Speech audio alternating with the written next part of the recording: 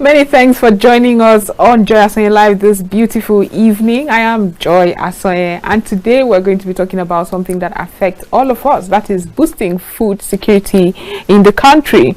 Conflict around the world has put many developed economies, especially import-dependent nations, on edge as food prices have continued to rise in unprecedented manner that have constrained countries to meet their food needs. My guest today, he is the founder and CEO of Farm Monitor Africa digital web and mobile portal, a technology that uses artificial intelligence to optimize the performance and productivity of farmers, and also provide real-time visibility of farmers to both impact and profit-oriented farmer financiers to de-risk both parties. Will be telling us how Nigeria can boost food security, especially using smart farming technology, something that experts in the agricultural sector have been speaking about. And would also delve into the announcements by the president for food insecurity, that is the state of emergency rather on food insecurity, what's been going on in that regard, how can we nudge the president to do more and do more fast, and what should he in fact do. That will be what we'll be discussing on today's edition of Joy Asonye Live. My guest, Daniel Udeme Joseph, thank you so much for being part of the program. Thank you for having me, Joy. Yes. We'll go for a very short break right now to return to get to the crux of the matter. Stay with us.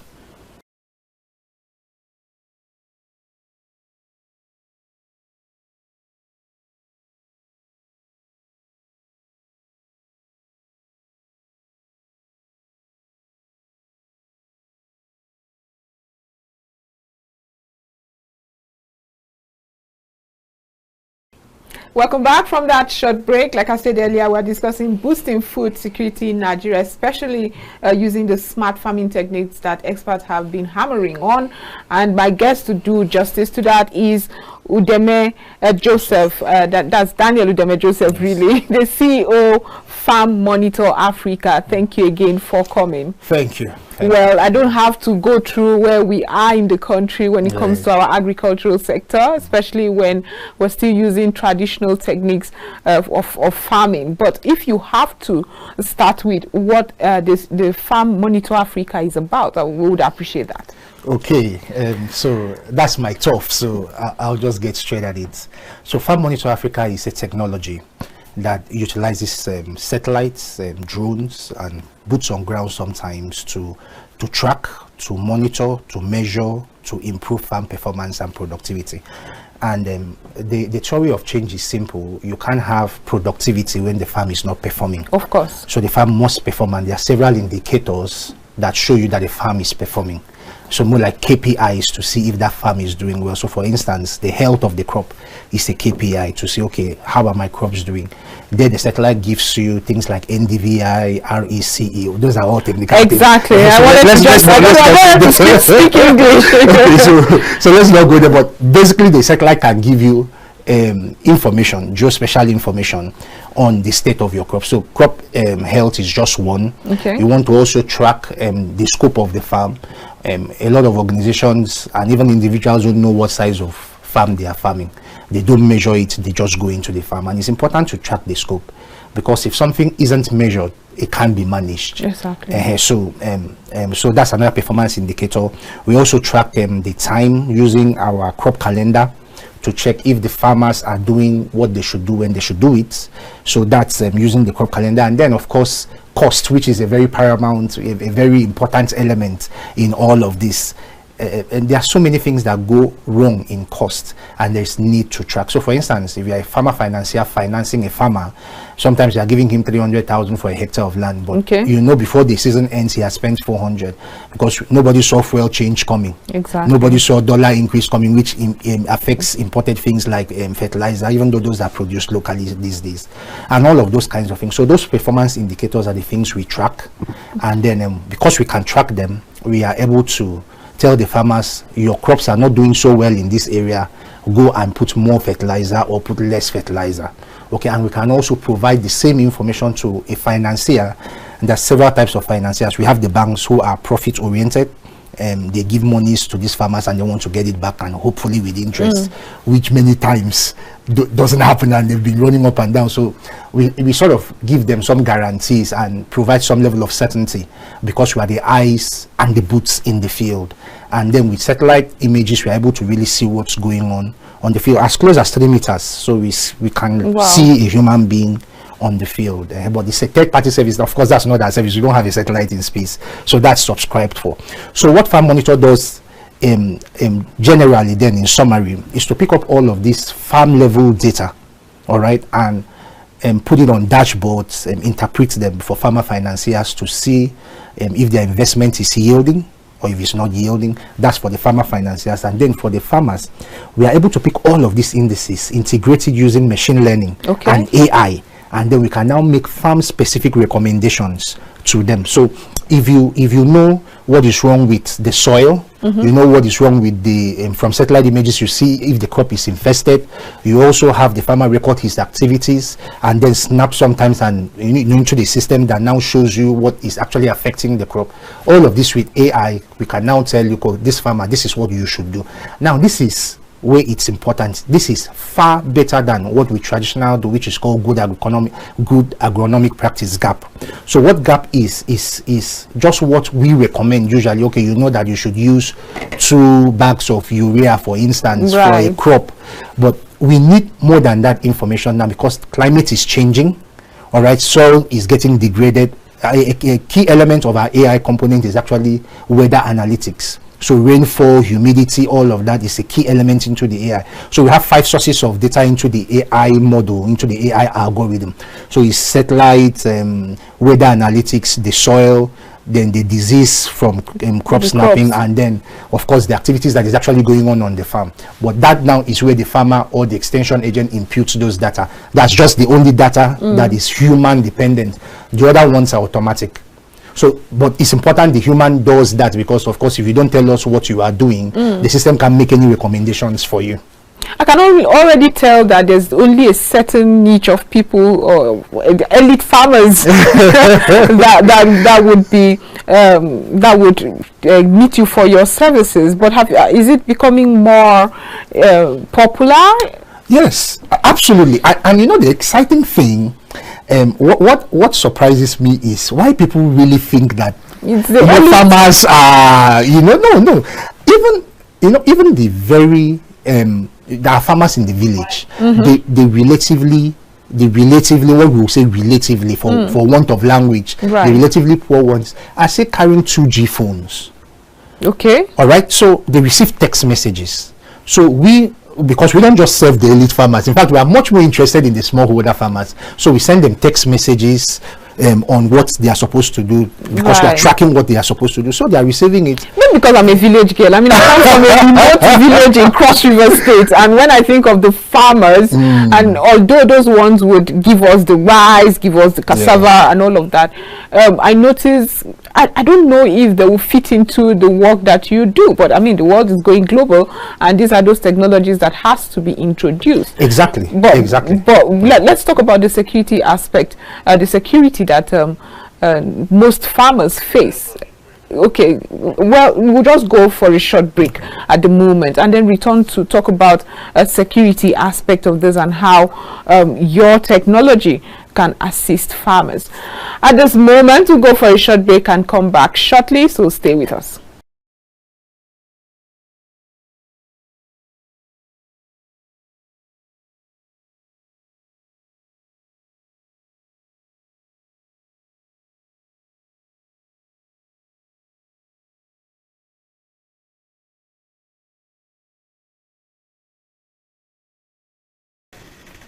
Welcome back. We still have Daniel Udeme Joseph right here with us discussing how we can boost food security in Nigeria, especially using smart farming techniques. We have been talking about what the Farm Monitor Africa is doing. We've not exhausted that, as we're still talking about the smallholder farmers rather, and how they too can be part of this. Udeme Joseph, you were explaining how the smallholder farmers are your target, surprisingly, and I know financial institutions usually run away from them. So why do you think you will cash out, so to speak, targeting the smallholder farmers? Okay, so let me start with the fact that it's really not about cashing out. So cashing out will come naturally, but it's really not about cashing out. We know the statistics. We have more smallholder farmers doing the work. Right. In fact, 70% of farmers generally are smallholder, and they are having a 90% output. Exactly. So those are facts. And so we believe that if we are actually going to improve food security, we should target those guys and do the best we can to give them what they need. Now, so you must understand that the smallholder farmers do really want to improve their productivity. They are the ones most affected by some of these things. It's not the big guys. The big guys can afford a lot of things. And so, well, I'm a big guy too, in a sense, because of course I own my own farm and in thousands of hectares of them. So, but why we are interested in the smallholder farmers is because they are the ones that really need help. So what we do is this technology is very simplified, it's very user friendly, and it's in 3 different languages: Hausa, Yoruba, Igbo. Oh really? So yeah, so they can they don't have to speak English to know how to use it, but they have to at least know how to handle the Android phone. But we don't even advocate for the farmers to use it directly. We advocate for extension service providers right, to use it on their behalf, so to speak, because of course that is part of their, or that should be part of their responsibility, providing research from research institutions to them, providing technology, improved variety of whether it's seeds or input, whatever it is. It's the responsibility of the extension agents to take it down to the smallholder farmers. And so we're working with a lot of private extension farmers like Futox, and we are able to deliver those services to them. It doesn't make it's not so economical, so to speak, but we're making progress. We are happy we're making some progress. You just mentioned research institutions in Nigeria. Yes. I mean, do we have vibrant, active ones in Nigeria that are indeed helping with farmers? Okay, so yes, we do. I cannot vouch for everything they do, but I know that, for instance, the Cereal Research Institute, Badegi, which is very close to my farm in Niger. I have a farm in the Banasara, Bida area, Niger. I know that they're still doing so well. I know that they are working on their seeds. I know that over the years they've churned out different variety of seeds. So some are doing well. I don't have all the information about them, but I know that at least that one, I know that they are doing very well. I also know because I have I look at the country's budget usually, but I see how much is allocated to some of these institutions. I just think we can do better. I'm really looking forward to the presidency's first budget. I think it will speak volumes how serious we are about agriculture. He's declared a state of emergency already, so I'm really I'm hopeful that something good will begin to happen, because personally I think between agriculture, education and health, these 3 things should have some good money coming in. Now, when experts say we could do better, when you look at the agricultural sector, I mean, you are embedded in it. I don't know how best to describe how active you are in that sector. What would you say is the biggest challenge that plagues it? Okay, security. For now, it's security. For now, right now, it's security. And like I would always say, it's a conversation for the professionals. I'm not a professional in security, but I know a few of young people that have created security apps. For instance, I know one of my friends that has done an app that if you are in the farm, with or without network, if you push a button, it can alert security agents. So he's just trying to connect the security agents into that's the laudable. Yes. And like I keep saying, those are the kind of things we should push and promote, and that's why I'm even saying it here, so that those are the things we should. We are too stuck with traditional ways of doing things, and because the world is evolving, security challenge has evolved, everything has evolved, right? So it's important that we really begin to make some deliberate attempts to change in the direction of the change. All right, so the first thing is security. That has to be sorted out for people to go back. I've not been on my bidder farm because I had this herdsman issue. Came and destroyed some things on my farm. So, and that's a 300 hectare farm that is lying fallow because of that issue. All right, even though we are still in Benue, we are still in Delta, but that is a huge farm too that we haven't been able to touch because of those kinds of issues. So security is number one. Maybe outside security, the other thing would be funding, but funding has to be done very tactically.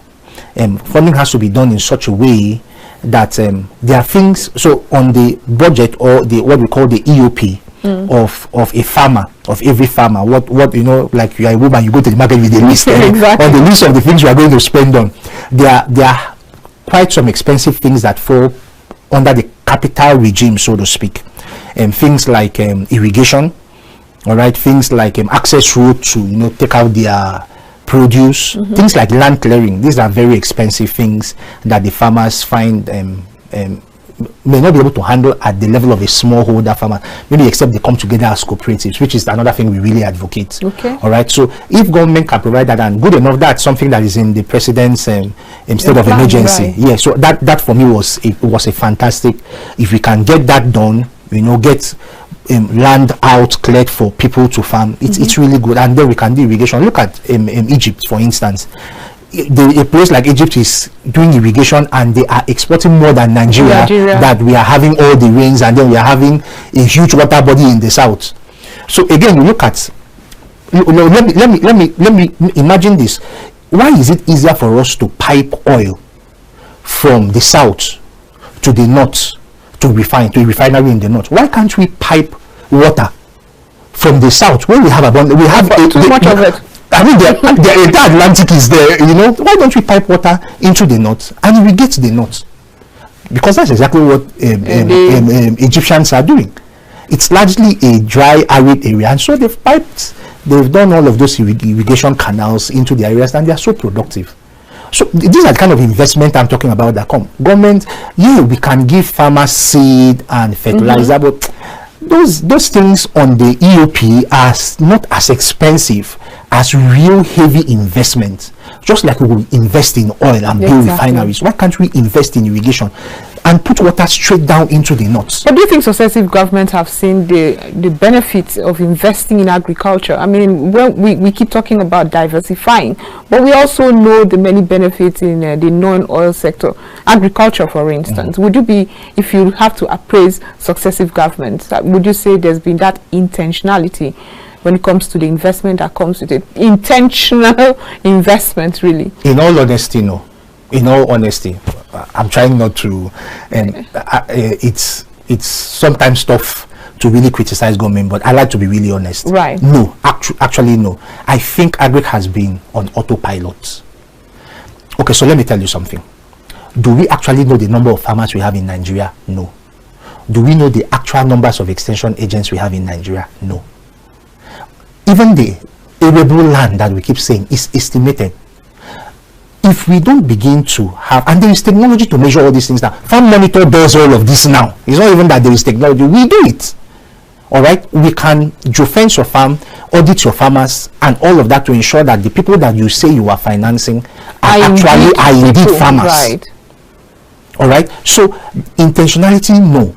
And it's because there has not been intentionality. That is why the funding has been not as consistent or not as impressive as it should be. Right. All right. And like I said, if we really want to grow this country's agricultural sector, we must be willing to invest money.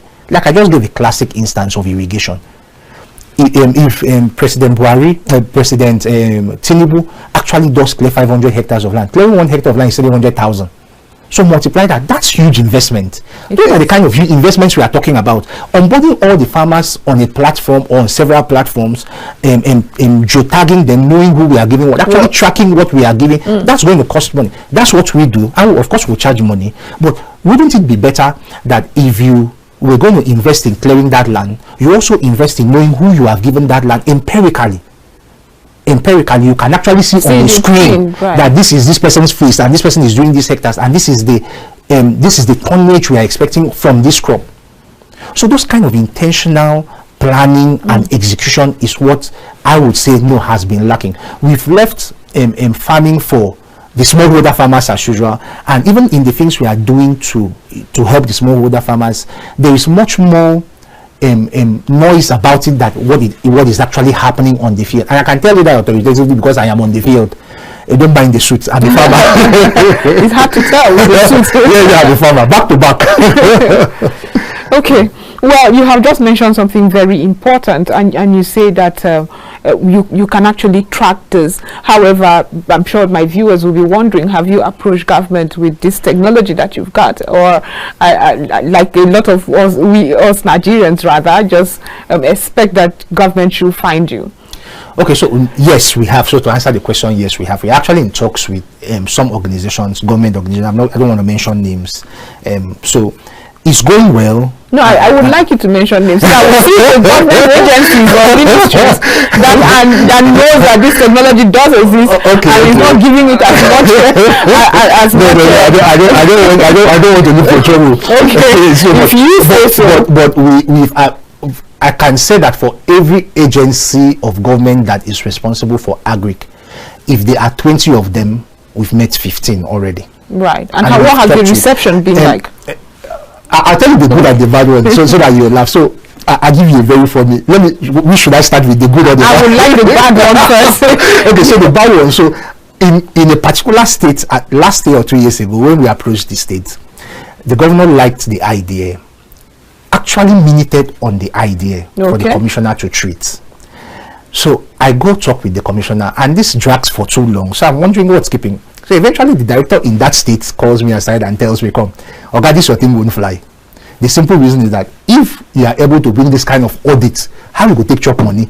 So Oga don't keep okay, so that's Nigeria in its truest sense. Alright, okay, so that's just one bad example, but I mean it's not like it happened everywhere, but it just happened in that state. But I can tell you for a fact that might be the reason why several have not embraced it. So it still hurts, and what hurts is that a governor could ask a commissioner to do something and the commissioner didn't do it. So anyway, let's not go politics because that's not my concern. I'm not a politician at all.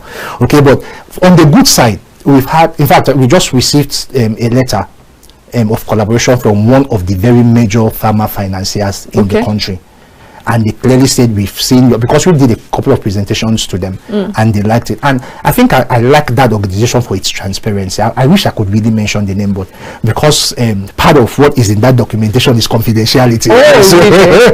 So I'm not going to say, but we have a few organizations that we have talked with and they've been receptive. However, because of the transition and a lot of things trying to stabilize, things have not been as fast as it should be. Right. But I'm hopeful.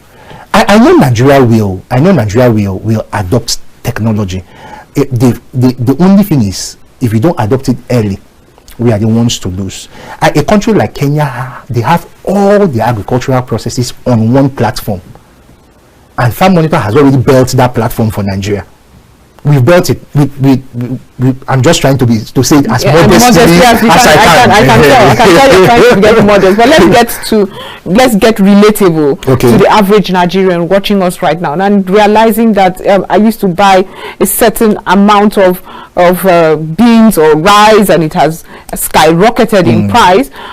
What is getting us here? Why are we here? Why are we seeing factors that normally shouldn't influence prices of food influence it? What is going on, and how can Nigeria, how can Farm Monitor Africa help in ensuring foodstuff prices are stable?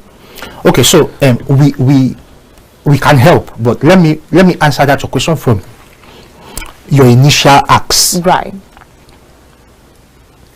there are many reasons why food prices are going up. It's not just one. You'll be very surprised to hear that the war in Ukraine is affecting our food prices in Nigeria. Exactly. Why? Because we used to import a lot of wheat, and now with the war, we have to find a way to produce this wheat.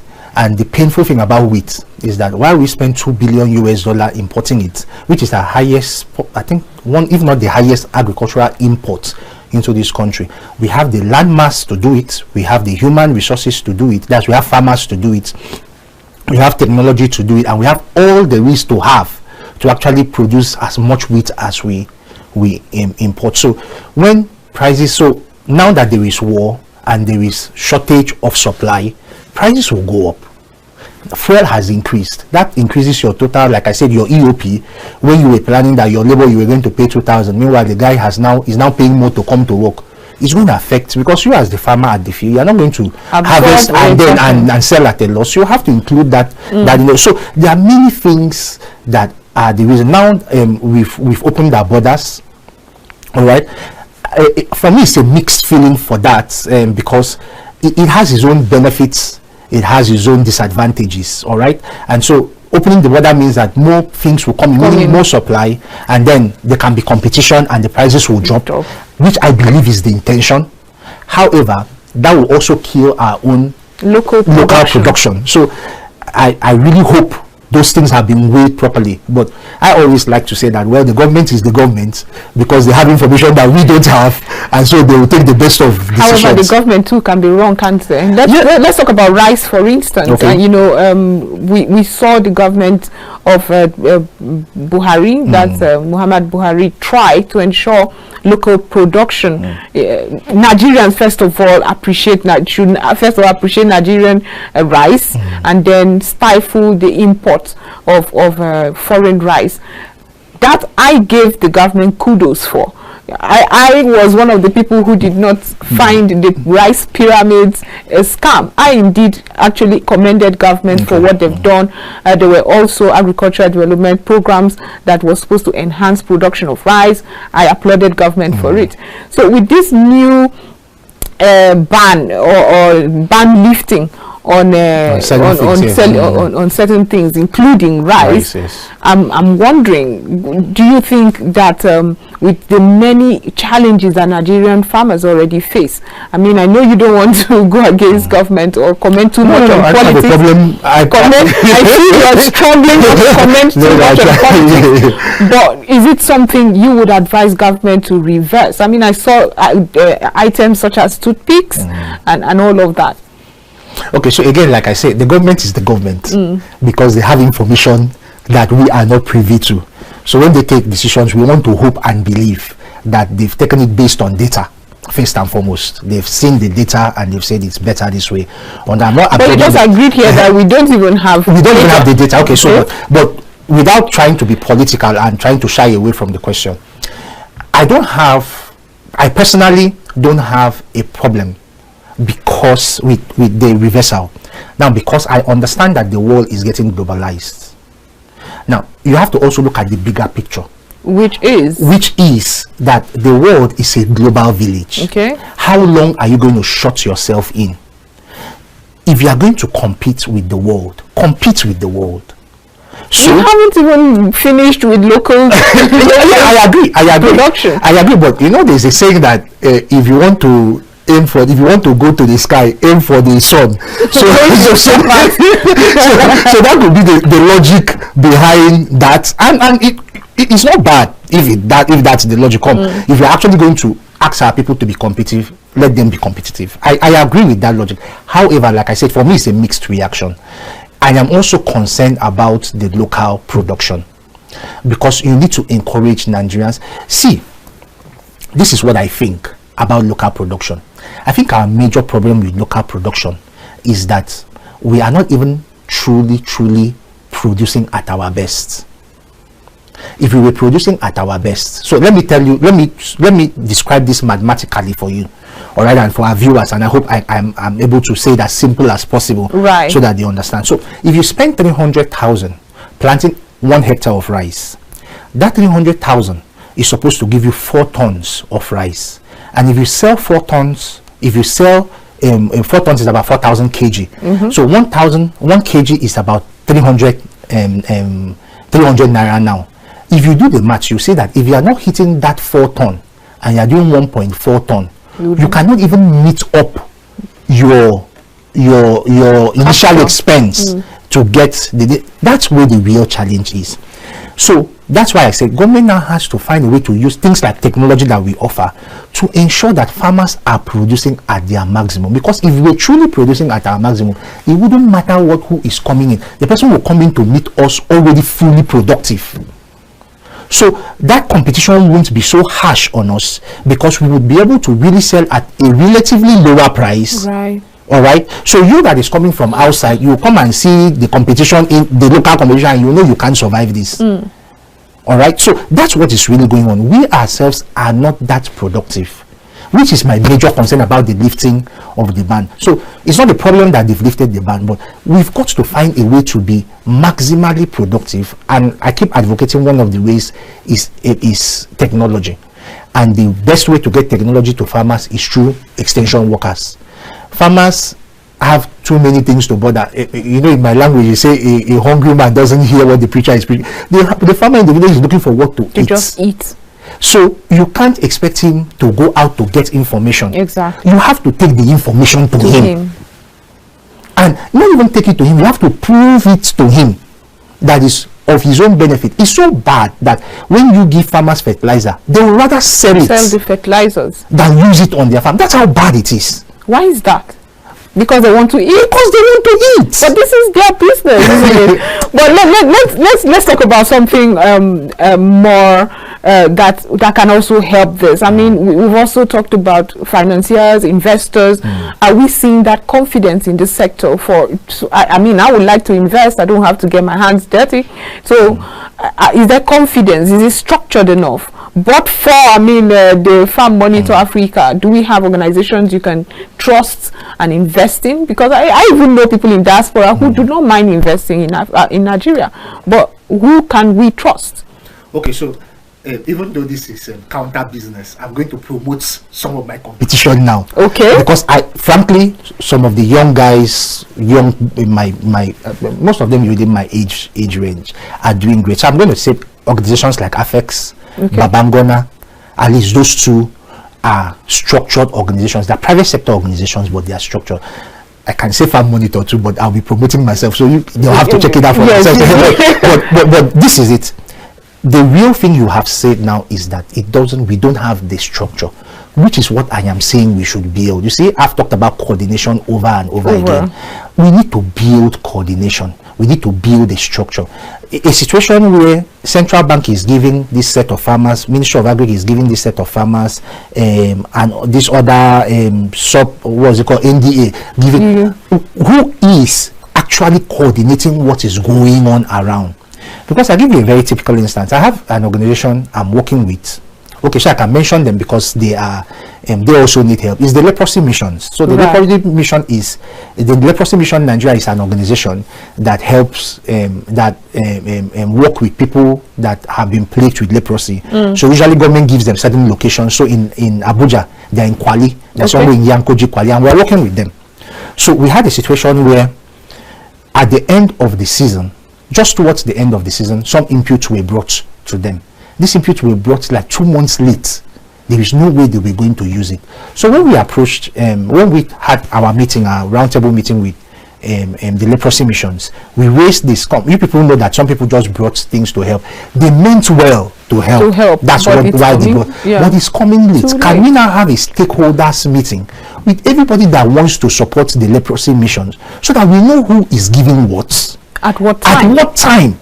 So that it is actually useful. Because at the end of the day, those people say those things.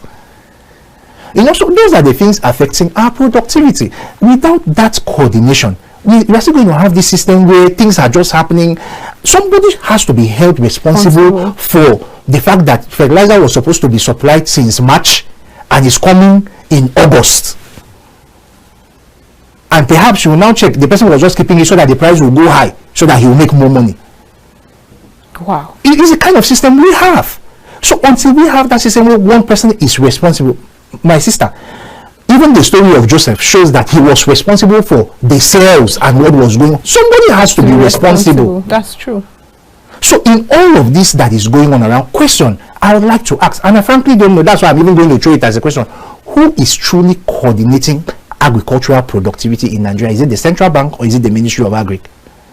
Or the many other people that are giving things to the farmers? Who is, because there has to be. I'm a project manager by training. I'm just finishing my PhD in project management. So when from that perspective, I'm like, you can't run a project without a plan, or a plan where everybody can do. That's not even a plan where everybody can do anything they want. There has to be somebody at the center that when it comes to agri, everything is passing through that table, so that the person can say, no, this is already been done by these people. Can you guys do this other one? You know, it's like playing in a team where everybody is playing whatever they like. There has to be a coach, or at the least a captain, who now stays in the middle and say, no, you can't pass it this way, pass it that way. Exactly. It makes more sense. All of this spreading ourselves thin and having a system where people are just organization, and they mean well, but without structure, without coordination, it will be difficult to have the outputs and the impact we want. Exactly. That's what I've always advocated. Well, if you have to talk to the Nigerian farmer listening to you right now, you have an opportunity now to advertise Farm Monitor Africa. So and your competitors, you are very kind. I've never seen one so generous. You don't mind your competitors. No, I don't mind. I want helping Nigeria. Exactly. So if you have to talk to Nigerian farmers listening to you right now, maybe even thinking about upscaling and also considering technology for their farm, what would it be? They should take responsibility of their projects. They should be a lot more intentional and take responsibility. See, there is so much one can do for you. Okay. There's just so much one can do for you. And we can't always run a system where farmers are not business minded. You know, it's just about you have, in fact, most of our farmers just spread the seed and they allow the course of nature. Whatever they harvest. So you give them the input, they are not using it. You give them what is it called? Herbicides, they are not using it. They rather go and sell. So they just, once they've spread the seed, that is it. Our ancestors did it, I can do it. So there has to be that attitudinal change. We've got to take responsibility of this is your own business. So for instance, we started off with having Farm Monitor free to smallholder farmers, but we said no, you must take responsibility, pay so that you will use it.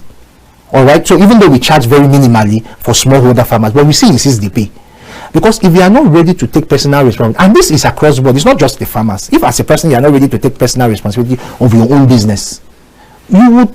It's just a matter of time. You would fizzle out and you start begging. You know, so if you can't grow your 1/2 hectare to 1 hectare, you know, and you begin to expanding, right? Which is what Farm Monitor does for you. So it's a full suite of product, a full suite of model that financials are there. You can track your financials, and that's what we encourage farmers to do. Track everything on the farm, even the phone call you make is part of the expenses of the farm. How do you now truly know if you broke even? When you took bike and you brought fuel to the farm and that wasn't captured, and that was part of the expense of the farm. So Farm Monitor is that system where all of those, and the good news is that all of those are already there. You don't need to write anything. You just punch on your phone and everything, you see what you've spent and all of that. Is that very user friendly? Because of course we understand that we are dealing with farmers. I'm a farmer myself, so I know the pain in being on the farm and trying to keep records. So you have to keep it as simple and in a language that they can understand as possible. So primarily farmers generally must take responsibility of themselves and seek to grow and actually say this. And that's another thing, like I always like to say, is the continuous improvement part. Right. We keep tracks of lessons learned for continuous improvement. So at the end of the season, you can see these are the things that went wrong. Right. Okay, so I'm going to avoid these things next year. So if I was doing 1.5 ton on a hectare, I should be able to move to 1.6 and move to 1.8. And in my definition, progress isn't when you move from 1 to 10. Even when you move from 1 to 1.1, you've made progress. Exactly. And that's the kind of progress we need to begin to make as Nigerians. We are too interested in a miraculous jump. than in taking the process step by step and growing, line upon line and precept upon precept. That for me is my advice to farmers. Okay. And if you have a staircase conversation with the powers that be, what would it be? I mean, if you have to speak, I don't know if it's the president you would like to talk to get the impact that you will want to have, or the Minister of Agriculture, but the powers that be. Again, I'm very far from politics. I like to always say. However, they determine how we actually that's true. That's absolutely true. So if I was going to talk with any of those people, the first thing I would like to see is coordination. Even before you fund, we have to bring all the farmers on board. We know the farmers that are farming where and what crops. Okay. So data. And like we do in Farm Monitor, we are tracking your performance and productivity. So we know if you are truly doing what you are doing. So that even if financiers were going to give you money, you have a record of what you've been doing over the years to show them. Okay, so I would advocate, let's first decide who is truly running, and in my opinion, it should be Ministry of Agri. All right, even if Central Bank wants to finance, there should be a desk in the ministry's office that understands what Central Bank is doing and makes sure that it is plugged into what they are doing, and every other person should have a desk. So that at the end of the day, the people in that desk should be able to say, okay, this person is doing this person is doing this. Let's harmonize. And representatives, so to speak, there has to be that coordination before you even fund. Because you could just be pouring fund into a leaking bucket. We need to actually be sure that the bucket is not leaking before we begin to pour in the fund. Exactly. And of course, we have to pay a lot of attention to security. Having contiguous land is better, because you can get a set of security around that area. But these tiny pieces of land here and there makes the security very difficult. And I think security too should be localized by now. It should be. I mean, this shouldn't be politics. This should just be that we want our citizens not to die anyhow. So if there is anything the local governments can do to protect the citizen, or the states can do to protect the citizen, let them do. Why does everything have to go all the way to the central list?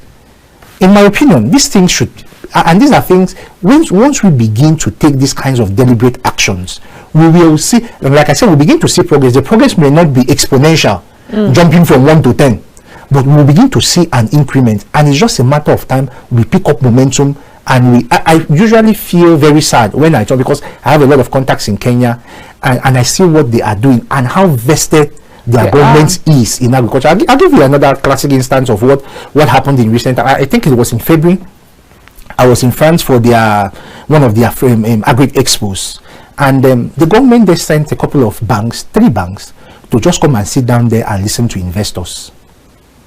And anybody that has a good idea, they should. So the government was guaranteeing ideas. The government wasn't guaranteeing anything outside ideas. So if they have a good idea, and you as the bank, you are sure that this idea can work, we are giving you guarantees that if it fails, we'll return your money to you. Wow. And I pitched our Farm Monitor idea and all of that. And I think the only reason why we didn't get as what we should have gotten is because we are a Nigerian company, and I'm not going to change. It's my, I love this country. That's my problem. I love this country. I love this country too much. I'm not going to change. And we've had opportunities to sell this outside, but we need it more in Nigeria. Why would I want to sell it? And I know that we'll have governments that will be mindful one day, and I trust it's this government. Wow, you've given us so much food for thought. Even though as a farmer I would have preferred a bag of rice. Okay, thank you so much, Daniel Udeme Joseph. It's always wonderful. You are so passionate about what you do, and I must commend you. I mean, man must work, right? Sure. So we've been discussing with the CEO, Farm Monitor Africa, Daniel Udeme Joseph, and we've been discussing boosting food security in Nigeria. But this is where we draw the curtains on Joy Asonye Live today. Do have a wonderful evening. Rest assured, we'll be back tomorrow.